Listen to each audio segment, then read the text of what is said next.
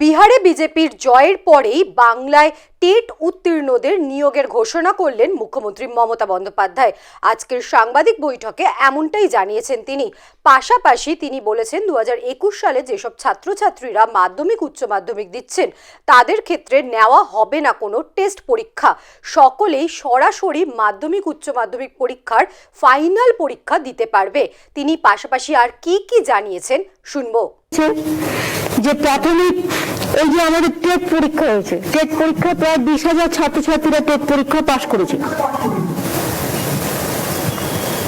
এখন যেহেতু এই সিচুয়েশন আছে, টেট পরীক্ষা হয়ে যাওয়ার পরে ওরা একটা ইন্টারভিউ করে, রিক্রুটমেন্ট ড্রাইভ দিতে হলে ওরা শূন্য পদগুলো ফিল আপ করে।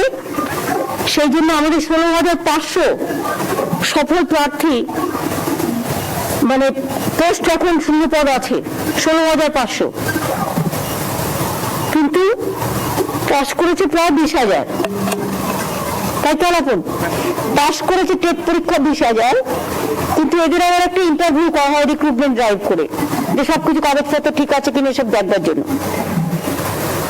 তো এটা আমরা ডিসিশন নিয়েছি, কোভিডটা একটু কমে গেলেই জানুয়ারি ফেব্রুয়ারির মধ্যে তাড়াতাড়ি করে, এই ডিসেম্বর থেকে শুরু করুক, ডিসেম্বর জানুয়ারির মধ্যে যে 16,500 পোস্ট 20,000 যারা পাস করেছে তাদের মধ্যে পড়ে আছে, সেটা ইমিডিয়েট রিক্রুটমেন্ট করে দেবে, ইন্টারভিউ করার। যেটা তৃতীয় টেট পরীক্ষার জন্য আবেদন করেছেন তাদের সংখ্যাটা হচ্ছে 2,50,000।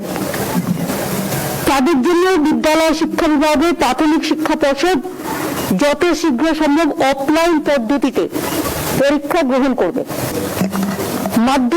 মাধ্যমিক এবং উচ্চ মাধ্যমিক পরীক্ষা 2021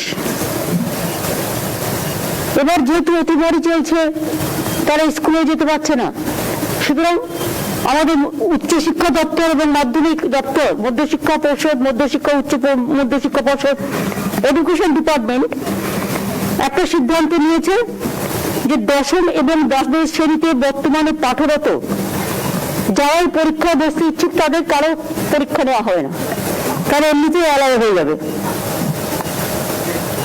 বুঝলেন কিছু? এছাড়াও আজকে দীর্ঘদিনের স্থানীয় মানুষের দাবি মেনে পশ্চিমবঙ্গ পুলিশ একটা বড় কাজ করেছে। সেটা হচ্ছে মন্ত্রী পরিষদ আজকের এই সভায় কোচবিহার, নকশালবাড়ি ও ঝাড়গ্রামে এবং পাহাড়ে 3টি পুলিশ ব্যাটালিয়ন গঠন করার সিদ্ধান্ত নিয়েছেন নতুন করে।